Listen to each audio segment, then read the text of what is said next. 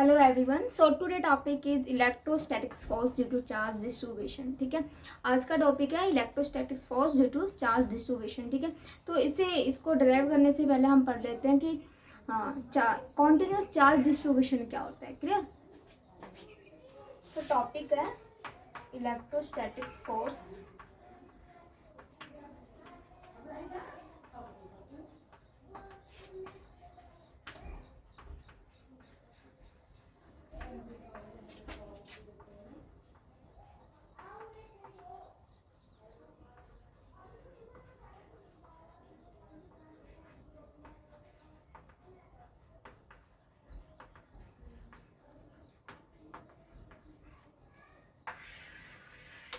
ठीक है, हमने कूलम्ब्स लॉ में क्या देखे थे, जो चार्जेस थे या फिर सुपर पोजिशन प्रिंसिपल पढ़ा था, वहाँ पे चार्जेस क्या थे, डिस्क्रीट मैनर में थे। ठीक है, यहाँ पे आपके चार्जेस क्या होंगे, चार्जेस का जो डिस्ट्रीब्यूशन होगा वो कंटिन्यूस चार्ज डिस्ट्रीब्यूट होंगे। ठीक है ना। अब देखो कॉन्टिन्यूस चार्ज डिस्ट्रीब्यूशन क्या होता है। ठीक है, जो चार्जेस होते हैं ना वो मतलब उनके बीच में डिस्टेंस की बात को तो ज़्यादा डिस्टेंस नहीं होते, वो मतलब बिल्कुल क्लोजली पैक होते हैं वो सारे चार्जेस। ठीक है ना। सपोज करो आपके पास कोई वायर है। ठीक है, ये कोई वायर है आपके पास, ये वायर है, इसके ऊपर आपका चार्जेस जो होगा ना बिल्कुल क्लोज होगा, क्लोज चार्ज। ठीक है, हमने सुपर पोजिशन प्रिंसिपल में देखा था चार्जेस क्या थे, डिस्क्रीट चार्जेस, जैसे Q1 यहाँ था, Q2 यहाँ था, Q3 यहाँ था, ये सारे इनके बीच में डिस्टेंस थे ना। ठीक है, लेकिन यहाँ पे अगर आप सपोज करो आप चार्ज कॉन्टिन्यूस डिस्ट्रीब्यूशन चार्ज ले रहे हो, तो यहाँ पे चार्जेस जो ये ले रही हो ना बिल्कुल क्लोज है ये। ठीक है, इनके बीच में डिस्टेंस नहीं है, बिल्कुल क्लोजली पैक स्ट्रक्चर है। ये आपको कोई वायर इनके ऊपर प्लस प्लस चार्ज है। ठीक है, तो इस पूरे जो वायर पे जितना भी चार्ज है, इस पूरे चार्ज की वजह से अगर सपोज करो यहाँ पे कोई दूसरा चार्ज आपने क्यू नोट रखा है। ठीक है, इस क्यू नोट चार्ज पे इस पूरे चार्ज की वजह से या फिर मैं बोलूँ कॉन्टिन्यूस चार्ज डिस्ट्रीब्यूशन जो आपको दिख रहा है, इस पूरे चार्ज की वजह से इस पर कितना फोर्स लग रहा है, इलेक्ट्रोस्टैटिक्स फोर्स। ठीक है, वो हम फोर्स कैलकुलेट करेंगे। तो इसके लिए हम क्या करते हैं, हमें पता है कॉन्टिन्यूस के लिए क्या यूज़ किया जाता है, इंटीग्रेशन, और डिस्क्रीट के लिए क्या यूज़ करते हैं, समीशन। तो यहाँ पे इंटीग्रेट करके हम करेंगे। तो इसके लिए क्या करो, dl कोई लेंथ ले लो, ये आपका dl क्या है, लेंथ। ठीक है, अगर आपने dl लेंथ लिया, इतना एलिमेंट लिया है किसी भी वायर का, तो ऑब्वियस ही बात है यहाँ पे चार्ज क्या होगा आपका, dq होगा, स्मॉल चार्ज। तो यहाँ पे चार्ज भी आपका dq है। क्लियर? तो इस dl लेंथ का एलिमेंट लिया है, इसके ऊपर चार्ज dq है, तो यहाँ पे आपको फोर्स कैलकुलेट करना है। ठीक है, फोर्स। ठीक है, तो देखो इसके भी सपोज करो आप डिस्टेंस है r0। ठीक है, पहले मैं लिख देती हूँ कॉन्टिन्यूस चार्ज डिस्ट्रीब्यूशन क्या बोलोगे।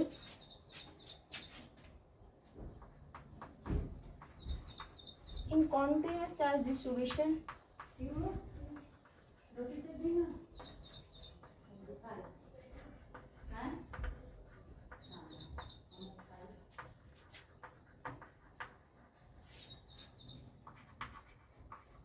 charges are closely distributed।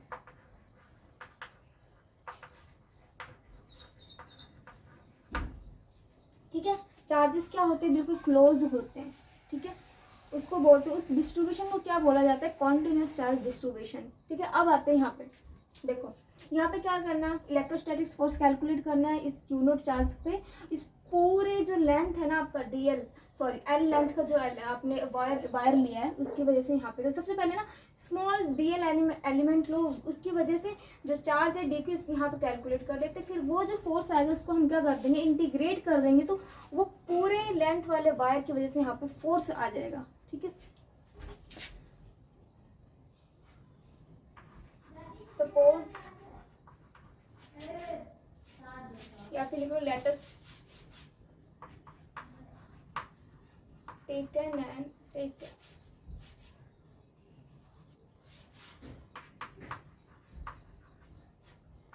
dl element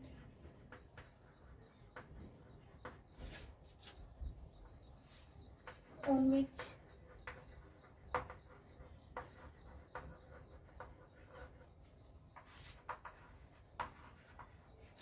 charge D Q है, ठीक है ना। तो यहाँ पे फोर्स क्या होगा, देखो फोर्स कैलकुलेट करना है हमें, ठीक है, फोर्स कैलकुलेट करना है, मैग्नीट्यूड के फॉर्म में लिखते हैं पहले। हमें पता है वैसे पहले हमने फोर्स कूलम पढ़ा था कि के Q1 Q2 अपॉन में R², ये होता है इलेक्ट्रोस्टैटिक फोर्स का फॉर्मूला, क्लियर।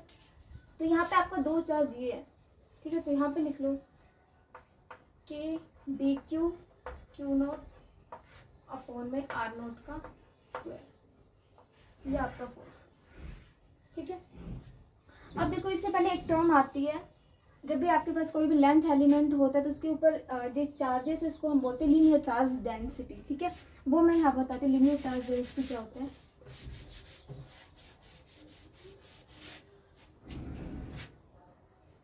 चलो यहाँ बताते हैं लीनियर चार्ज डेंसिटी।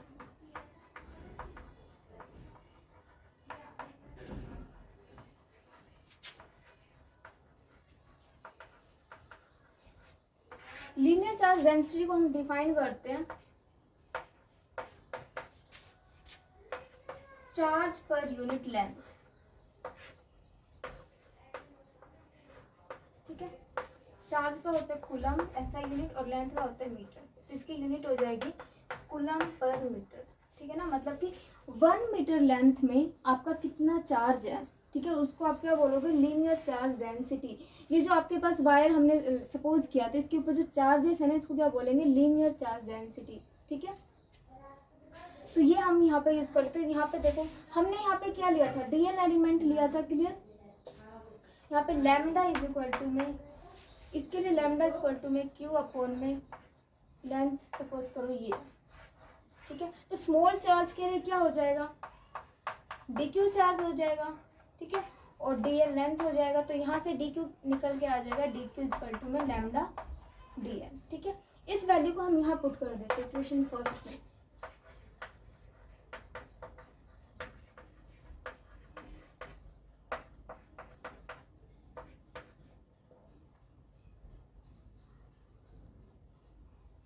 ये डी क्यू यहाँ पे मैंने स्मॉल चार्ज ले लिया था, चलो कोई नहीं, यहाँ पे आप कर सकते हो खुद से क्यू बी, ठीक है। अब पुट कर देते वैल्यू लैम्डा डी एल, ठीक है। अब देखो इस पूरे टर्म को हम क्या कर देते हैं, इंटीग्रेट कर देते हैं, ठीक है, इंटीग्रेट।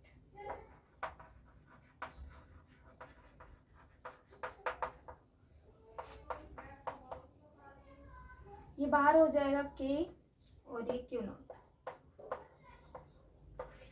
ठीक है, और लैम्डा डी एन अपॉन में आर, ठीक है। आप इसको वेक्टर फॉर्म में भी लिख सकते हो, यहाँ आर नॉट कैप, और यहाँ पे इंटीग्रेशन आप करोगे, आपने लेंथ जो लिया है उसका, ठीक है ना, कितना लेंथ का एलिमेंट लिया आपने।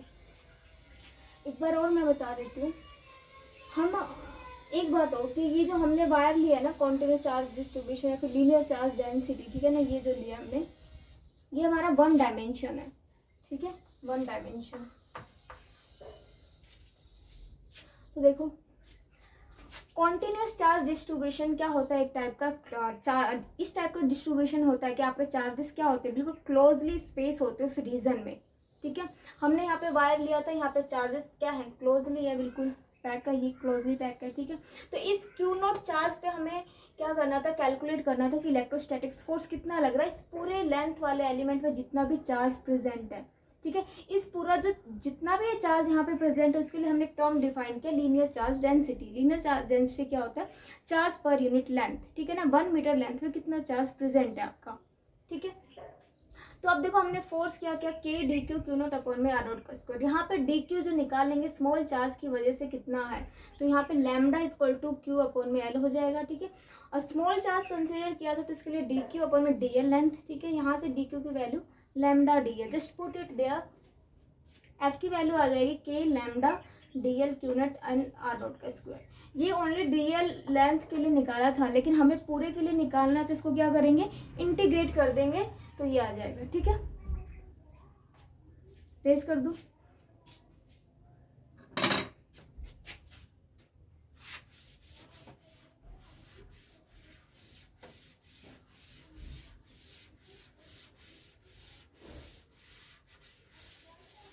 और ये हमारा किस टाइप का डिस्ट्रीब्यूशन था, लीनियर चार्ज डिस्ट्रीब्यूशन, लिख लेना लीनियर चार्ज डिस्ट्रीब्यूशन। देखो यहाँ पे मैं पहले ही बता देती हूँ, डिस्ट्रीब्यूशन जो होता है ना कॉन्टिन्यूस चार्ज डिस्ट्रीब्यूशन, वो 3 टाइप्स के होते हैं। एक तो linear charge distribution, second is surface charge distribution और third is volume charge distribution. Linear charge distribution हमारा 1 डायमेंशन में होता है और सरफेस चार्ज डिस्ट्रीब्यूशन हमारा 2 डायमेंशन में होता है और वॉल्यूम चार्ज डिस्ट्रीब्यूशन हमारा 3 डायमेंशनल होता है। ठीक है, तो अब हम पढ़ेंगे सेकंड, सरफेस चार्ज डिस्ट्रीब्यूशन।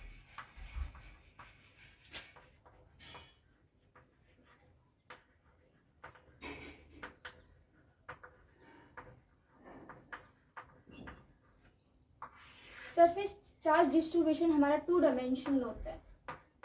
ठीक है, तो अब देखो इसके लिए जो हमारा टर्म डिफाइन होता है सरफेस चार्ज डेंसिटी, हमने बाहर वाले केस में देखा था, वहाँ पे क्या हमने डिफाइन किया था, लीनियर चार्ज डेंसिटी। यहाँ पे हम एक टर्म डिफाइन होता है इसके लिए सरफेस चार्ज डेंसिटी, मतलब कि अगर आपके पूरे कोई भी आपने ऑब्जेक्ट लिया, ठीक है ना, तो उसके ऊपर सरफेस के ऊपर आप क्या कैलकुलेट करो, वहाँ पे पूरे सरफेस के ऊपर क्या है, चार्ज प्रेजेंट है। ठीक है, तो वहाँ पे उस पूरे चार्ज को वो करने के लिए क्या करेंगे, हम टर्म डिफाइन करते हैं सरफेस चार्ज डिस्ट्रीब्यूशन के लिए, सरफेस चार्ज डेंसिटी।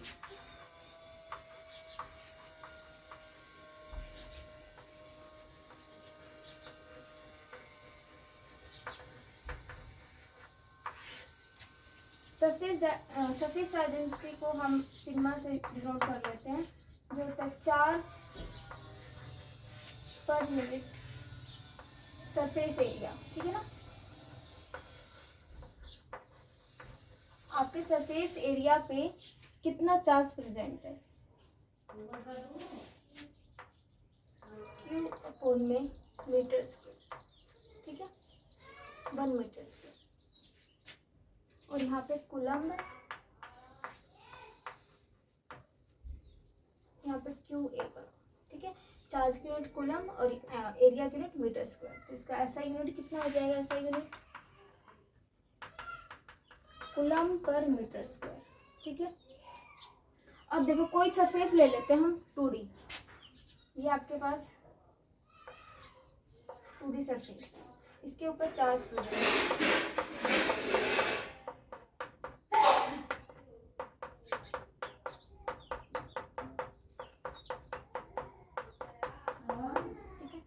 अब देखो यहाँ पे आपको कोई पॉइंट है, क्यू नॉट चार्ज प्रेजेंट है, इस क्यू नॉट चार्ज के ऊपर आपको क्या कैलकुलेट करना, इस पूरे सरफेस पे जितना भी चार्ज आपका प्रेजेंट है उसकी वजह से यहाँ पे इलेक्ट्रोस्टैटिक फोर्स कितना लग रहा है क्यू नॉट चार्ज के ऊपर। क्लियर, तो इसके लिए क्या करो, हम पूरे के लिए ऐसे तो कैलकुलेट नहीं कर सकते, छोटा सरफेस एरिया लो कोई, ठीक है, और इतने छोटे स्मॉल सरफेस एरिया के लिए फोर्स कैलकुलेट करो, क्यू नॉट चार्ज के ऊपर कितना लग रहा है इस स्मॉल सरफेस की वजह से।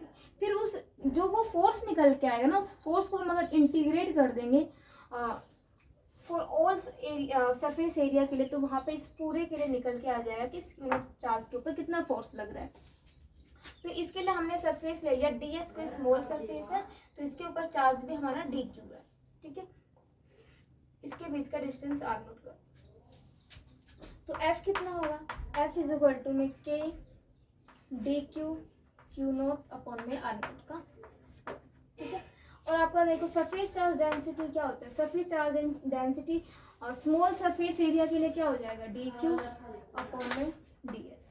ठीक है, तो यहाँ से dq की वैल्यू क्या निकल जाएगी, सिग्मा ds। ठीक है, तो यहाँ पुट करो कि sigma ds q naught upon r note का स्क्वायर। ठीक है, अभी जो फोर्स निकल के है ना स्मॉल ds सरफेस में, तो क्या आ जाएगा, ये q नोट बाहर हो जाएगा, कौन सा, इसको डायरेक्शन के फॉर्म में लिख दो, वेक्टर फॉर्म में लिख दिया डायरेक्शन रिप्रेजेंट करके। ठीक है, ये हमारा फोर्स होगा, और यहाँ पे इंटीग्रेशन होल सरफेस के लिए करोगे। ठीक है, अब देखो थर्ड वॉल्यूम चार्ज डिस्ट्रीब्यूशन लेंगे, रेज कर दूं,